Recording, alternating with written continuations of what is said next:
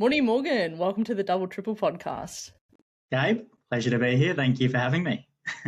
Let's go. Thank you for joining. Yeah, super excited to talk through your journey. We have a bit of a shared history, both coming from the army, and now we've both made this crazy pivot into tech sales. So, welcome into the new world.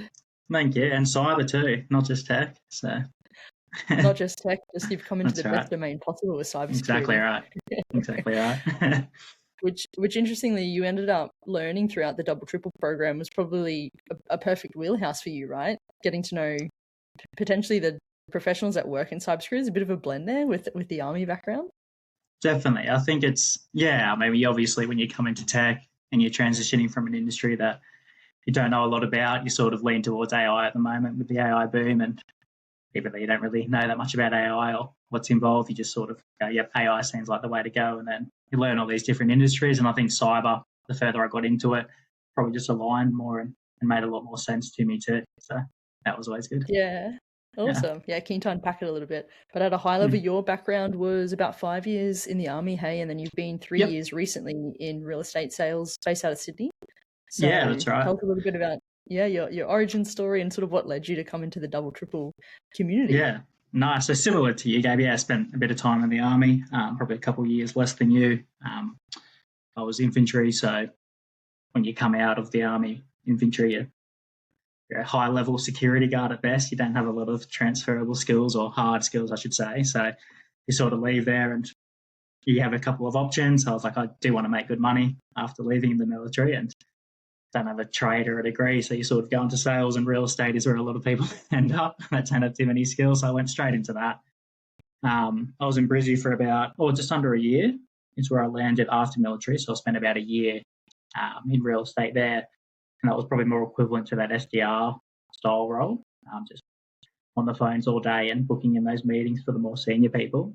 And then, like with anything, I always want to play top level or play A grade, so I moved to Sydney, where real estate's obviously at the highest level there. So I spent the last 2 years in Sydney and was fortunate enough to work with one of the best operators there. So it was a really good learning curve. And funnily enough, a lot of the skills from military, maybe not your hard skills, but your work ethic and just putting your head down and getting stuff done, translated really well to sales. So it was actually probably a lot easier transition than I thought it would be. Yeah. It's funny, hey, coming out of defense and from a military background, you don't actually realize how transferable a lot of the soft skills are. For sure. Like in sales, it's like, hey, do 150 calls and these will be your results. And it's like, okay, well, I'll just do that. And you don't really think about it. It's like, if it's 6 o'clock and you've only done 130, it's like, well, I'll do these 20 before I go home. So I think, it's just instilled into you that it's like if someone tells you to do something, whether that's a good thing or a bad thing, but you kind of just do it, which is, I think, handy in your starting career with sales where you just get in and get it done. So. Totally. Yeah. Awesome. And when you were in Sydney the last few years, real estate sales, what actually inspired you to even just consider pivoting into tech sales, like of all things? Yeah, look, I think at the time I sort of realised I always look at a bit of a long-term approach, and I love my time in real estate and I thought it taught me a lot of good things, but I was always looking for the next, and I knew I wasn't going to do it long-term. And I think when you sort of make that decision in your mind where you can't see it long-term, it's probably the smart move to go out and find that thing that you do want to do longer term. It wasn't automatically how I'm living real estate tech sales. It was more that was starting to progress in my mind, that looking for the next thing. I did want to get out of Sydney, just personally. It's probably not 100% my vibe, and it costs 4 or 5 million to buy a house with a yard in a decent area, and I just thought there's got to be more out there than that. It's lugging away at a $5 million mortgage for the rest of your life. So sort of pack up and go. But so I was always thinking about the next move, and everyone does the same thing, probably Googles or AIs if you're in sales, or what's a good sales industry, and tech sales always pops up. But mine was probably a bit of a different journey, where obviously Blake, he recently landed a great role at Adaptive, and as well, he was looking at it at the same time, and we speak about things, and I got brought up in conversation. So it was more mainly him that obviously did the introduction, and opposed from me seeing an Instagram video or anything, I probably wasn't that target audience just yet. So it was more through a referral base, is how I met you and Kayla to start with. Yeah, it's so good. I think a lot of people see the media, but you actually were a word of mouth referral into Double Triple. Maybe the first, Good is that man, right? I like, don't know. Yeah, that's right. potentially, yeah, Yeah, totally. Yeah, we love it. It's yeah, great. And yeah, it's just amazing people's journeys coming in too, right? Coming into the program, have different motivations. But what I loved about your story, Mun-Nee, is, and I can resonate too, sort of have this first career where you were driven really by sales and yeah, making more of yourself and your career. And then you sort of made another pivot where you were really exploratory in terms of that expansive, what else can I do that's going to set me up yeah. for long-term career success? Did you see a bit of a ceiling, whether it was salary or just like professional growth in your current industry, as to why ultimately you thought, after speaking with Blake, well, tech sales actually could really be for me? Was there anything else there that was like a motivating factor for you? Yeah, definitely. I think with real estate, there's really only two ways you can go when you're doing real estate sales. It's either become a really good agent or stagnate and be an average agent, or not so great agent. And that's sort of the two pathways. And if you're a great agent, absolutely flying, killing it, that's great. But I think also, unfortunately, with real estate, the better you get at it, the more you're working your Saturdays and Sundays, because there's a lot more. So I think lifestyle and everything came into it as well. The earning potential I found in tech sales shorter term is probably a lot greater. And I was looking for a remote role at the time, as you know, too, where there is that flexibility to work where you like. And in real estate, you spend 5 to 10 years to grind out that one area and build up that market share. So if you did want to pack up for leave, or God forbid, for whatever reason happen in your life, you can't just go and move to another suburb or state because you're starting from day one, essentially. So yeah, it's capped in different ways, salary as well, but also capped in just, I think, lifestyle and the ability to move if you wanted to. Yeah. Yeah, real estate, you have the hyper localization. You're in the suburb, Yeah. you're there for decades, and you can be a great Yeah. agent. And then almost moving into tech and arguably the most innovative industry, most globally, you're going to like hyper globalization in a sense. It's like one extreme to Well, the that's next. right. And there's different channels. And I think with tech, the product evolves and the company evolves. And there's, bigger market share and stuff you can get throughout time, or different alleys you can go through. Where real estate, the product doesn't change. You might get a little bit better and sell the higher price properties, which is great. But I think I think there's just a lot more opportunity, and probably for someone like me, a bit more variety to keep you interested day to day as well. So I think that's where tech appeals more as well. Yeah. I just want to touch on what you mentioned too, Mun-Nee. You came into Double Triple at the start. I remember having a conversation with you, and it's like, here's who I am as a person. Oh, and by the way, I'm considering moving from Sydney to Newcastle.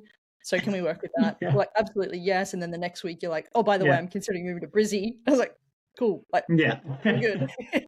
Yeah. Yeah. See what I mean? I can't stay in one spot, so I can't just stay in real estate. That's why you suit My tech, mind Mun-Nee. working like that. Yeah, that's right. No, but we're super stoked with the outcome you've been able to get, which is actually a 100% remote role in a really amazing startup scale-up cybersecurity company of all domains. I'm stoked that you've actually chosen to come to the dark side, because I know that you're also considering a really beefy tier 1 logo in Atlassian, which is highly recognizable in Australia, but globally too. And then you had almost like a contrasting option with Huntress, where you've eventually landed now as a senior SDR at the 150, 170 total package amount. And you're even like getting a bump in July, flying overseas, equity. And I think what stand out for you was like really resonating with the people and the culture over that whole journey. Was it like 7 to 8 weeks, probably end to end, hey, Mun-Nee, throughout the program? Yeah, so I think I got in the program about 7 weeks ago, and then I was in the interview funnels maybe a week and a half after. And I was moving pretty quick, the interviews. Then there was a few hurdles, just a lot of delays in both roles. Funnily enough, there just seemed to be delays. So I mean, in a perfect world, it could have been wrapped up in 3 weeks, but it doesn't always work out like that. And so it did take a little bit longer, and for the 7 week mark. But I mean, 7 weeks to land the role where you got everything you asked for. I mean, when I came into it, like we spoke about, I wanted remote, wanted a really good company and the culture that I could grow with, and tick. So no complaints from me. Yeah. Yeah, awesome. If you were to rank like your criteria in order of importance, what do you reckon they were ultimately with making a decision into the right move? Well, I think it had to be remote. So that was number one, but take that away from it, obviously, because that's just a must. But the nice to haves after that, I think, just somewhere that I could feel I could grow. I mean, like I said, and like with real estate, and sales in general, I've found that you work really hard, there are opportunities. So finding a company that rewards those hard workers or people that, hit goals or exceed goals. Doesn't always have to be at the smaller company, but I do feel that maybe you can be seen more or progression can be a little bit faster in those roles where I guess you're just a bit closer to the team or the decision makers day to day opposed to a massive company. But there's pros and cons to both. But I think for myself, that progression and culture as well was right up there in importance to me. Yeah. Yeah, very much that values alignment. And you mentioned a couple of times the vibe and probably even finding the right fit for you as a person for the rest of your career, right? Or that's right. I think, yeah, that's so important. I've been really lucky, fortunate that my whole real estate the last few years I've worked in great teams and great offices and the culture's been great. So I obviously wanted to continue that and I didn't want to have to sacrifice that moving from real estate to tech sales. And I think, having found people that you align with is really important in the journey as well, not just, hey, is this a really good company? Yeah. Totally. Well, tell us a little bit about Huntress, Mun-Nee, in terms of high level.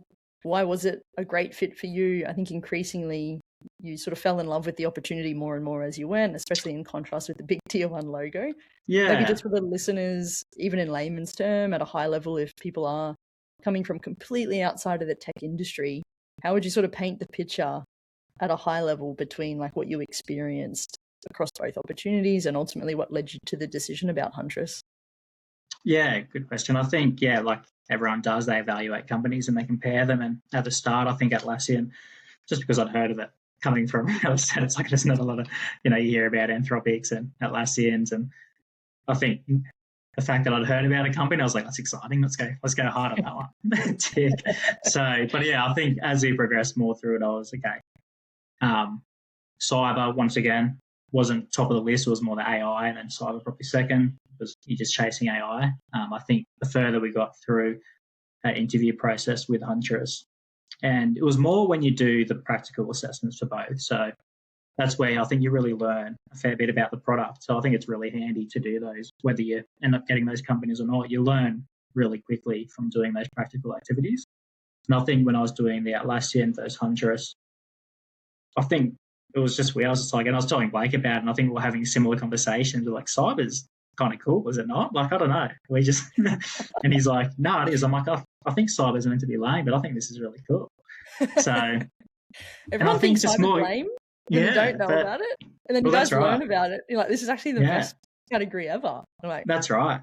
And no disrespect to Atlassian when I was doing the subjects, but I mean, when I was doing Huntress, I was excited about it. I'm like, okay, well, this makes sense to me. And with Atlassian, it was a bit more like I could sell this product, but I'm not really amped up about it. It's probably just not right up my alley. And I think the reason why cyber worked, and everyone will go through that process on why things work for them, but probably coming from military as well, Gabe, and it's more black and white. And I think I'm a simple guy where it's cyber makes sense. It's good guys versus bad guys, essentially. Let's keep the baddies out and let's work on the good team.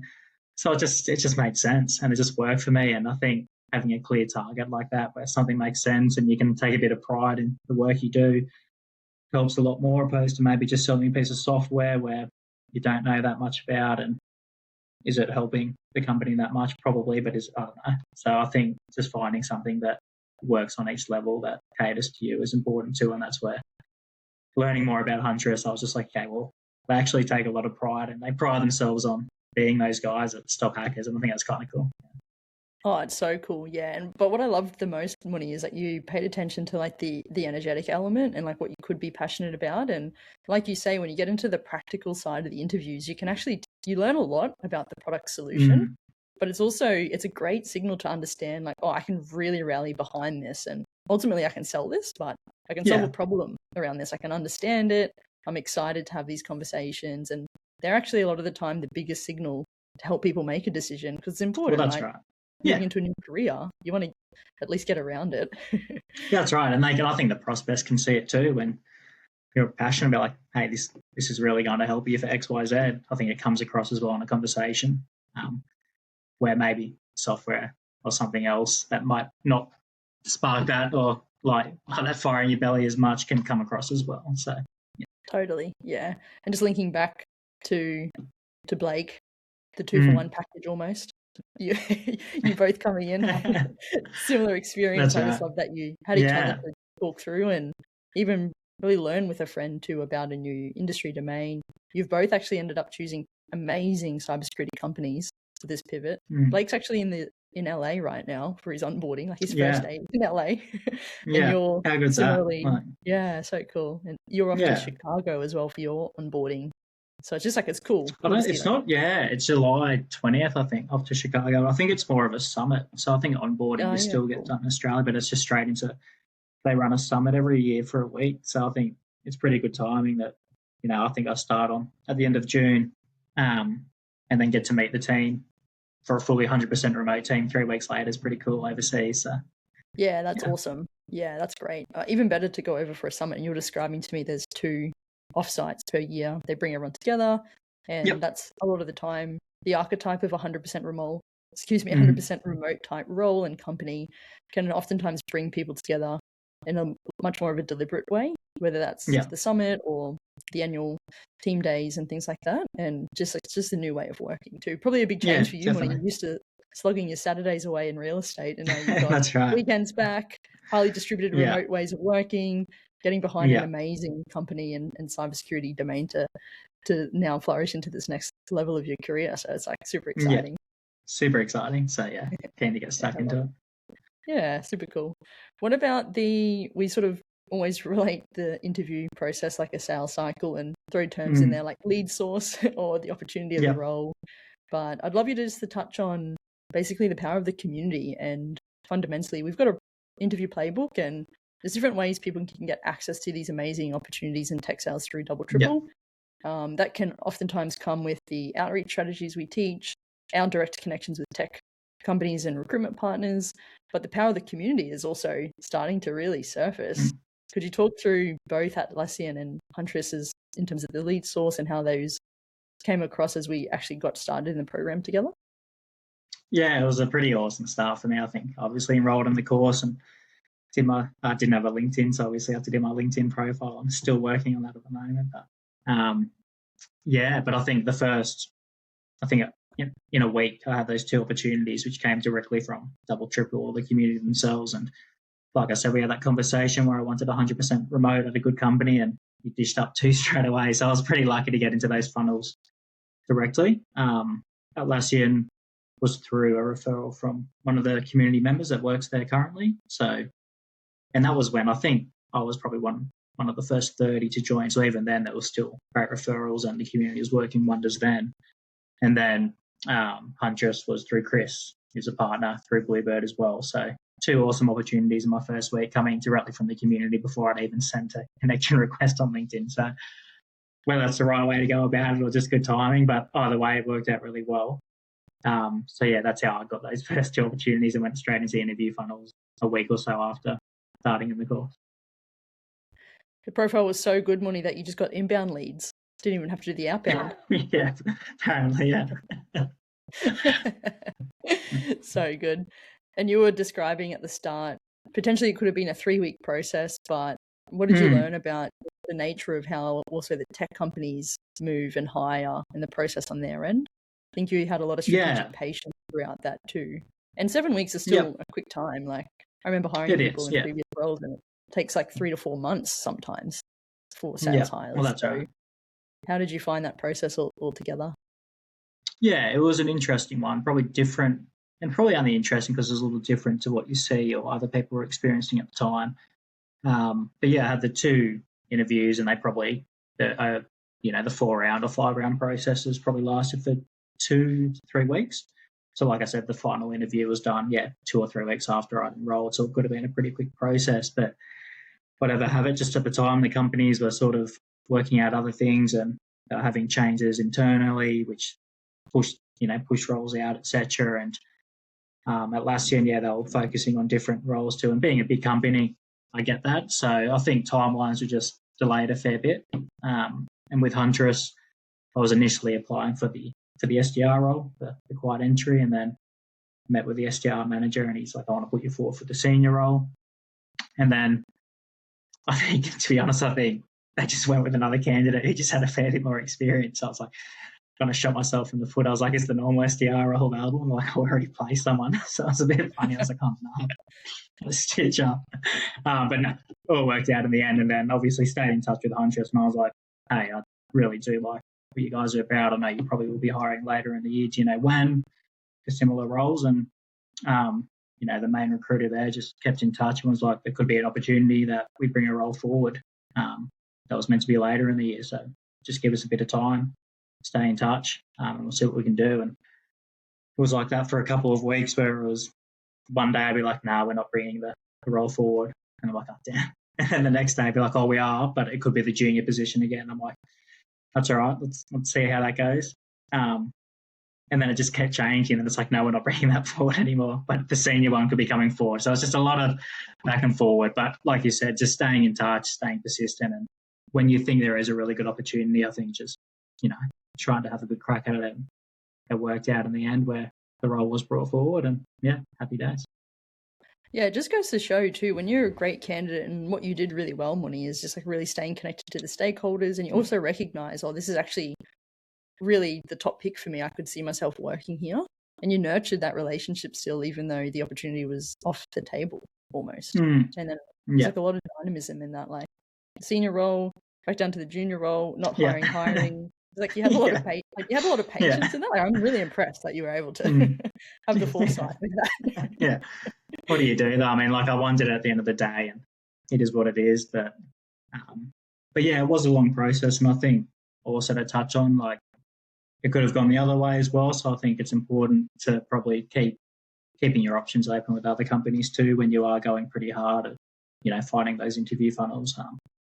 Because I did learn a few lessons along the way where it was like, okay, well, I had that bit of a lull for 3 or 4 weeks where I was just waiting to hear back from either of the two companies to see what was going on, and I didn't apply for any roles. And then I got to a point I was like, well, I better fill the funnel up like you do in sales anyway, keep the prospect or the pipeline high, which is actually a good thing because I hadn't had to practice multi-threading. I understood the process and how it worked, and I'm like, I can do it, but it's good to go and get those hand-on skills anyway. So I was like, I'll just get stuck into it. And I think on day one, I booked in 3 first interviews. So I was like, okay, well, at least I know how to multi-thread. I can get a response. Tick that off. Nice. Should have been step 1, but at least I know I can do it. And then got into those funnels, and then I just came back anyway. So it wasn't necessary. But yeah, I think it is important to keep the ball rolling if maybe there are delays. And I think people will experience delays as well with other companies, just to keep your pipeline full too. Nothing like really learning the inbound and the outbound skill associated with tech sales, Mun-Nee, just with you as a bit of an inception product. That's right. Exactly right. So yeah, it's pretty cool. Someone in the program just yesterday was saying to us, he actually executed the multi-threading, the outreach. It was like his first cold call ever. He's a physio up in Brizzy. And he was like, cool. I really want to go for Salesforce. Salesforce just keeps coming up across the community. Yeah, right. Cold there you call go. AE from LinkedIn. And then nice. you probably saw his post in Circle just yesterday, but he was like, hands down, like the best sales education I've ever had, just by the nature of actually doing that. And I don't know, legit, you jump that hurdle, you realize, oh, this is the skill set. And probably similar to you, had the confidence of like, got those 3 opportunities with your outreach and the multi-threading, and you're like, okay, cool, I can fill the funnel. I know the motion now. Yeah. And now you're balancing your opportunities in your pipeline. And well, that's right. Yeah. Yeah, super cool. Exactly. Yeah. Do you mind walking us through the practical assessment for Atlassian? And maybe just in detail, I think it's always interesting how the tech companies actually look to hire, what they test for, how you prep for that, and just, Definitely. Maybe coming from outside learning new acronyms and working out how to sell a product, and maybe what you learned in that process. Definitely. Yeah. So Atlassian, the project or the task or the practical assessment was to essentially provide a prospecting plan to the company or your team as an SDR as to how you're going to break into a future account. I think the reference used for this was Uber as an account. So they were an existing member, but to pretty much upsell or get more clients for this certain type of software. So I think from the get-go, when I heard the term prospecting plan, I've been in sales for 3 years at quite a high level, in one of the best industries, and I've never even done a prospecting plan. So I think just getting that, and obviously the girls and Heather and Kate we caught up before had a quick chat and gave like, so where do you want to start? Obviously the prospecting plan's here, which questions do you have? And I was like, first off, what is a prospecting plan? Let's start there. It's a good place to start. So we did that. And I think, yeah, you were just really helpful. You pretty much created a PowerPoint or helped me create one through Claude, which made it really seamless. And then it was pretty much just studying and, like you said, getting the acronyms and the words down right. But like we spoke about earlier, when you're learning about a company or you're doing one of these practical assessments, you learn so much about the role, the company, and even just tech sales in general, I think, about, different people or different roles within the tech world. So that was really handy. I think doing that, really sped up my learning process just for the rest of it, for the rest of the interviews and stuff anyway. So it was a good thing. But to talk about, further into it, what's expected in this company, for example, it was a 5 to 10 minute talking through. I did a Loom with a PowerPoint in the background, just explaining, essentially your prospecting plan, who you're going to contact and why, what your process is to do it, contingency plans if it doesn't go well. And that was to 3 members of staff on Atlassian just through a Zoom call. And then after you deliver that prospecting plan, you go and do a cold call to try to book that final appointment using all the information that you did through the plan. So pretty much that final step. It's nice and linked, hey, when you do like a prospecting plan, you get to know like the company Uber you're prospecting into, who the personas are, and then you switch tack slightly and then you go through like a mock discovery call, cold call. Yeah. We have a few good frameworks for that as to best practice. And then people always, it's a reminder of like, just remember you're selling the meeting in this context. Not so much that's right. be a product expert. Well, that's it, yeah. And I think if any advice I think what they do want to see is obviously closing the deal or closing the appointment setting, I should say. But I think they just want to see a lot of questions asked as well. And thinking on your feet a little bit, maybe really listening to what they're saying throughout their answers, because you'll have generic questions that everyone does, asking about pain points and whatnot, but they usually will throw in a bit of a red herring where they'll throw it out to you and they want to actually see you think on the spot instead of looking at your notes being like, what am I going to ask in this situation? So I think asking a couple of really key questions into points that they brought up will make you stand out a lot more. And I think that's, probably what helped me stand out in a few of those interviews as well. Just being able to maybe think out the side of the box a little bit. Yeah. Coming from outside the industry too, Mun-Nee, how much did the double triple frameworks, lessons, support infrastructure just help you with the prep and maybe the delivery of that interview process?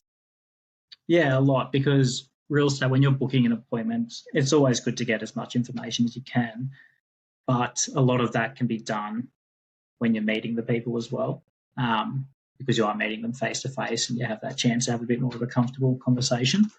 So I'd say my discovery in real estate to book an appointment or a meeting was a lot shorter or less questions asked than probably tech. So I think, a lot. The community obviously has the framework. I think it's 7 steps, and I just pulled that into Claude and helped connect it to Atlassian and the Uber assignment, and pretty much gave me a script. And obviously you use that as a base, and the call can go each and every way. But I think having that base and being like, okay, it's always good to have 3 or 4 questions in your arsenal that no matter who you're speaking to, they're probably going to be relevant when you're talking about what are you seeing in your business, what would you like to do better. You're always going to have those cliche ones. So I think having those framed in a really good way prior to that prep is always good.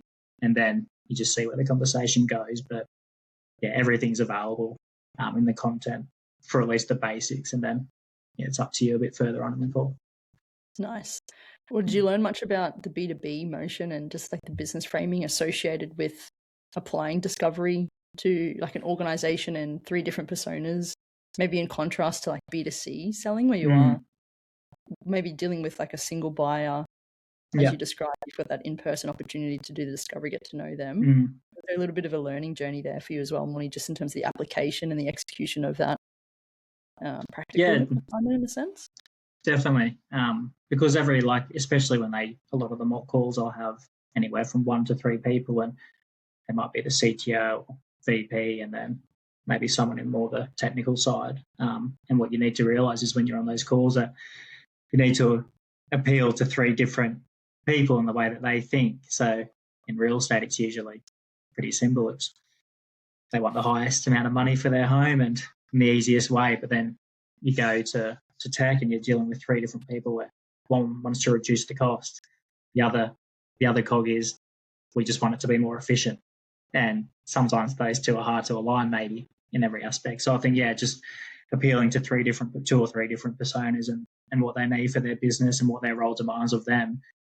I think that was helped through the framework as well from you and Kayla to really dive into that. And it's not just a straight line to get there. There's a lot of work needed. Almost competing priorities too, right? If you've got multi-stakeholders. Well, that's right. Yeah, it's interesting. Yeah, they care about different things. And at the end of the day, it's like a business solution to a business problem. And it's always like, that's why I think, again, through the inception, you sort of learn the multi-threading or how to do the messaging the right way, and the actual delivery of a pitch like that or a mock call. It's like you just draw out so much more, and it's like, okay, cool. Now I'm feeling equipped to do the role. Yeah, exactly. Yeah. Times. Yeah, that's right. So so good. And you almost, when you were describing probably a 3-week lull period, I just remember I was like, poor Mun-Nee, you were getting followed up by me, Kayla. Neil. I just had nothing to report. You probably just heard me get quiet for 3 weeks. I'm like, if I've got good news, I'll know about it. Don't want to talk until then. An STR. Yeah, that's right. Nothing significant to report at all. Yeah, exactly. Yeah, it's like you'll know. The sales reps are just coming inbound to you, what's the latest? Yeah, legit. Where's the deal at, Mun-Nee? Yeah, I'm like, if you haven't heard, there's no good news. Exactly. Yeah. Too funny. How many interview steps did you have at Huntress end to end, and how did that all come to fruition? Yeah, so that started, obviously through Chris, one of the partners at Bluebird, a referral, through to one of the, I believe it was an AE manager at Huntress. So had a quick chat with him, just more of an intro call, say g'day, do your thing, have your story ready. And I think for those initial calls, even it's a referral from someone in the business, or the first screening is, why tech, why now? And the big one for people that are transitioning industries is why you're leaving, especially if it's sales. I think that's almost a harder question sometimes. If you're already in sales and probably earning okay money too, that's like, okay, why are you doing this? But coming from a different industry, I feel sometimes can be a bit easier to come across. I want to do something completely different and have uncapped earning potential. But when you're already in the role, I think it's important for people already in sales to have a really good answer locked in for that. So, from there, he referred me into the first, stage, which is the screening from the recruiter. That went well. So that was, second stage. Third stage was meeting with the SDR manager who you'd be working directly with or for. And then it was the practical. And then the last stage was with one of the higher up stakeholders. It was based in America. So 4 or 5 stages, all in all, 1 practical assessment. And then lots of chats, repeating the same things to a lot of different people most of the time. Yeah. I mean, similar stories on repeat, new people to get to know. Yeah, but your answers get better each time, so it kind of works out well. Yeah, absolutely. Totally. How did you go rolling out a second practical? Did you feel like you sharpened the saw a little bit having done the previous one and then rolling into the Huntress practical? I did. I think it was good because I spaced them. One was for 1 week, one was for the next. I think it would be hard to do back to back. Unless one was on a Monday or a Friday or something's probably okay, but I would try to space a practical out a little bit if you can, just because you do want to give your best and do as much study for each company as you can so you can perform the best. But I think having done the first one, it did give me a lot more exposure. And the assessment for Huntress is a lot more just a cold call and discovery call, which I was probably a lot more comfortable with anyway. So I found that one a little bit more free flowing, and it was just a bit more my vibe again, a little less corporate as well. Didn't have to do too much planning, just straight into execution, Mun-Nee. You're like, that's right. That's my thing. Yeah. What was your experience when you actually dived into learning just about the Huntress solution as you prepared for the mock call? Did you start to get the signals then of there's probably a few factors that added arsenal, I suppose, to your decision ultimately, but was that the point where you got the practical exercise for Huntress and you're like, oh, actually, this is interesting. I could actually see myself in cybersecurity. You learn a little bit more about the company, the founder's journey, customers they serve, problems they solve. What was that experience like for you as you got to that point? I think it was a bit of a mixture of both. I think on the practical assessment, that was when I met the SDR manager. He ran through the assessments and everything. So I think he was just a really good guy, down to earth, and could tell it was someone that I'd be able to work with. And then I think, like you said, to touch on, the more you looked into cyber and how it works, I was like, well, this is just right up my alley. It makes sense. And it's always good when something makes sense. And like I said before, something you can take a little bit of pride in as well and have a bit more interest in the product. And that was discovered through the practical, and also speaking with the SDR manager himself, and obviously going into the role a little bit more and what they're seeing on the ground and who their target audience is and how to speak to them. I'm like, okay, well, I can do that. That sounds like somewhere I like to be. Yeah. Yeah, awesome.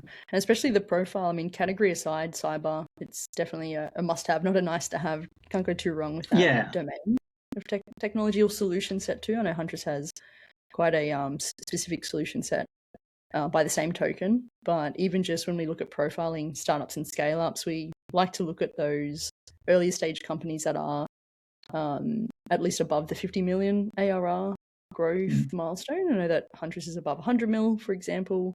They're heavily funded, I think over $300 million in funding, and they've also, I think they're nudging maybe a $2 billion valuation. So just when we look at the framing and valuation in the tech industry, these are sort of the matrices and the valuation frameworks that helps with the decision-making process outside of the people, the salary, the opportunity, work modes. Can you get passionate about the technology solution, etc.?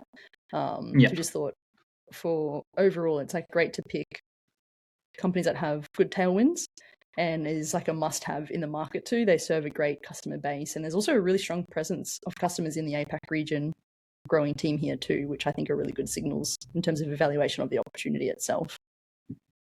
Definitely, and I think you and Carla obviously assisted throughout the whole time with evaluating a company, and like you said, with Huntress, they've got a good presence already. But I think another thing that attracted me to them was, in interviews, I'd always have a couple of questions lined up to ask them, obviously. And one that I always like to ask for a personal point of view was, your next 1 to 2 years, what's the most exciting thing that you see happening for XYZ company for yourselves? And Huntress, they sort of dominated the SMB MSP space for quite a while now, because it's just their product's great and it's quite affordable for those levels. But now they're getting hit up more inbound stuff for that mid-market sort of level as well, and that's where the senior SDR role is really looking to get into. So I think having something to be excited about, where you're like, all right, well, we can see the company moving in this direction as well.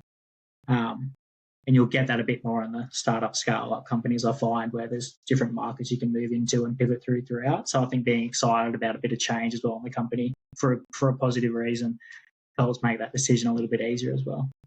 Totally. You can get behind it. Hey, it's like you're going to be part of this next frontier of growth with the company. It's like you're specifically hired for this role. And whenever 100%. A company is also looking to move up market, it's an amazing growth signal, I think, for the career. Yeah. Really cool. Especially coming from a strong base, like you say. Yeah, well, that's right. So, I think that made the decision a bit easier too at the time. And just like you said, it's always good to be excited, and it's always good to land a good role, but if there's a bit more excitement attached to that other than just a good logo or a good reputation, I think that helps as well. Totally. Probably the first member in double triple history, Mun-Nee, that's signed a package and has like an inbuilt promotion after a month. It's just a tiny thing. Yeah, it's very nuanced. Pretty cool, man. Yeah. So you're describing before just the dynamic nature of the opportunity and the senior and the junior and all that, but you're actually starting the role, and then after about a month, hey, you're sort of moving up a level into seniority, and actually you've built in even like a bigger pay jump sort of thing. Don't have to go into too much details, but I just think that's really unique and nuanced. Like I haven't seen that before. But how did that come? Are you just happy? Are you just stoked with that? It's like pretty cool. Stoked with that. Yeah. I think it's 2 days I get promoted. No, but so I think so I start on June 29th, so that's the start date, and the pay bumps up on the 1st of July. So so I think it was just a fortunate timing thing. Well, obviously, I think that also, like you said, also a good signal where the company's recognising their people and they're stepping up in in their own right, and they're rewarding people that are working there as well. So, and it's a significant pay jump. I think it'd probably be 15 to 20% of your base salary jump. Yeah, about that. So another signal, and just good timing, I think, too. But yeah, just the way it's sort of happened. It's obviously been in planning for months, but got sprung on me quite late. That's the plan. I said, no worries, that's fine by me. I'll take it. No worries. Yeah, we'll take it. Exactly. The magic of the timing, the opportunity, maybe the magic of double, triple, fastest promotion in tech sales careers in 2 days. Exactly right. Exactly. Yeah, that's right. Put that on the sheet, the rap sheet. Exactly. Can't wait to see the LinkedIn updates, Mun-Nee. Fastest promotion in company history. Everyone's got like the president's club and like the quota over it. You're like, T&A promotion. Fastest ever SDR to senior SDR promotion in APAC. Tech sales history in 2 days after starting the role. Exactly. So good. How have you enjoyed working across just like the community at Double Triple Two, getting a bit of a peek into the industry? You obviously the relationship with Blake is a bit unique. You guys are both as really close friends coming in, and there's a bit of banter there, but just also, value of the community, moved into Circle, starting to get a lot more of the top 1% reps from our networks also come back in, do guest speaker sessions and things like that. Have you got anything to say just about the value of the ecosystem too, and maybe how that's just even helped inform as you move into this next phase? Yeah, it's like I can't talk to it enough. I mean, especially for most people that don't know much about tech sales, I think transitioning, whether you're from sales or a completely different industry, you're going in a little bit blind. And for me, what was important, like anything I've done, it's always, if I'm going to do something, I'd like to do it right and go in 100% and not half-ass stuff. So what's the best way to do that? You speak to professionals that are doing it every day or have lived it or done it, and you get in touch with good people to help you along the way. And obviously I was referred by Blake, which was really handy, and I met with you and Kayla and you initially, Gabe, and I think we had a good chat, and we had the history of Army together, so I think we could kind of just cut any BS. Not that there would be any anyway, but just trying to get to the point. And I think I told you, I'm like, I'm not a buyer today, but in 2 weeks I'll have a decision either way, yes or no. And then came back 2 weeks and obviously made the jump. But in terms of the community, like I said, I didn't know anything. So even just getting that leg up and understanding a bit more about how tech works and how to frame yourself right, and you hear stories about people maybe not joining the best companies and burning 6 to 12 months before then finding you guys anyway. I think Alex had a good example where he was at 6 months at maybe not the best company. So I think you're saving yourself time that way and just getting in a better role as well. But like you said, I think it's just good to have people to bounce off. There's people that are in the same position as you. It's very foreign. They've gone into this unknown world, and then you see 60 other people killing it and doing the thing that you're trying to do as well. So I think it's just positive to be around like-minded people as well. And then I think for the future of it too, I mean, even like I saw, the first 2 roles and interview funnels I was in was directly through the community.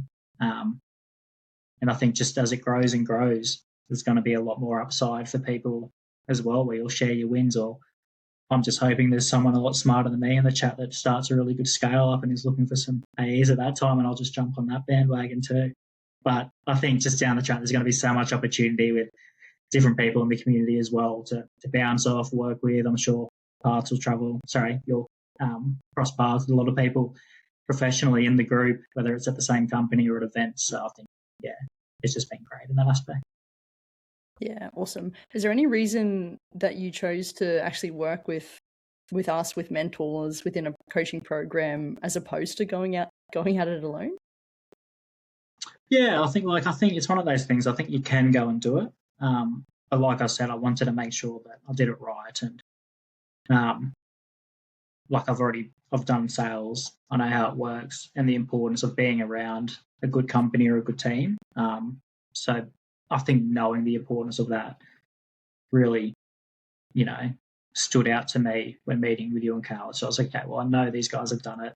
You've got the track record. It's an investment in yourself anyway. Like, what if you don't spend the money? And for me, there was just so much more upside than there was the latter. So was a pretty easy decision for me in the end. Some people might put a bit more thought into it, but I'd just remind yourself why you're doing it. If you are serious about doing it and doing it well, then I think you should invest in yourself. Yeah, I think it's just a better way to go about it. Yeah, and our whole philosophy is to really maximize that move into tech sales. And that's quite unique and customized to you as a person and your background, professional history, but also those future looking goals and motivations that you have. And then we believe we bring the expertise of having done it before 7, 8+ years in the career and being really connected into the tech ecosystem, the biggest tier 1 vendors through to the hyper growth scale ups, and closely connected to the top 1% reps in this region, and then what's happening out of the Silicon Valley and innovation ecosystems, and just makes for a nice confluence of like lots of different factors for people to really actually achieve an outcome of maximizing that move, as opposed to just like, okay, this company's hiring, or this is a new startup in Australia, not knowing it is high risk and potentially making the wrong move, and you end up wasting time anyway. So yeah, it's a special community of people coming together and all in the same boat, so to speak, and also learning from each other and exactly learning what's not working out in the market, testing and adjusting to that. So it's cool to see it all come to life. Yeah. And I think just like you said, the community as well, and seeing everyone's wins, I think it's just a positive space where it's like this dude or this lady was in a position I was 3 weeks ago, and now they've got a great role. So I think just seeing it's part of it as well, just knowing that people are doing it, because when you're so foreign and just whacking job applications in here and just getting those disappointing emails, if you get one at all, and you're just like, how does anyone even get a job in this world? And then you sort of understand how when you go through the program of the right way to do it. Yeah, the double triple method. Let's go. Exactly. Let's go. Is it interesting seeing the cycle happen now, Mun-Nee? So you're now, got the offer, you're about to start. Is it interesting to you seeing people like starting out, or maybe hand on hot stove, or just like a cycle of community members coming through? Yeah, I think it is cool. Like, it's really cool everyone's going through that same sort of process. I'm sure you and Carla have a plan to do 6-month or 12-month check-ins with people, but I think I'm really excited for that, to see how everyone's progressing through their journey, because there'll be so many of us starting out for the first time in the industry. And yeah, I think once again, having people to bounce off that, first you're trying to get a job, and now maybe you'll resonate with people that are in their first 3 months of their SDR role, and you'll have them to bounce off too. So yeah, it'll be very exciting to see how, the next 3 to 6 months looks for double triple, and getting those updates from certain people. Yeah. Totally. The 6 and 12-month check-ins is actually a good shout. We hosted the meetup in person in Melbourne just over the weekend. Soon to come to Brizzy. I don't know if you're going to be there then, Mun-Nee. Who knows? We'll have to do another Sydney one. I'll be there. Oh yeah, you don't know with me, but yeah. Yeah, but it's even cool having a few members in the enterprise sales program, which is the already in tech sales. They're really great reps already, and then just even bringing that perspective and expertise back into earlier stage careers and people learning from each other. It's a nice growth wave, I think, for a lot of people. But as we keep growing and as time goes on, even just there's a lot of members now that have started the role or just about to start the role, coming full circle and getting everyone back in a room of like, what's going on? Like, how's it going? Yeah, that's what else is happening? I think it'll be great. Yeah. It'll be interesting. So that's exciting in itself too. Yeah. Yeah, totally. And I've been saying it's only a matter of time before 2 double triple members end up in the same company, especially for the hypergrowth one, or like end up partnering in the market one way or another, or professional network is really starting from here too, which is really cool to see. 100%. Yeah. So yeah, it's just a really exciting time, and I think that's also something you get with double triple. It's just an exciting environment, and sometimes you can't beat that, and sometimes that's enough to just get you going forward. Totally. Yeah, love it.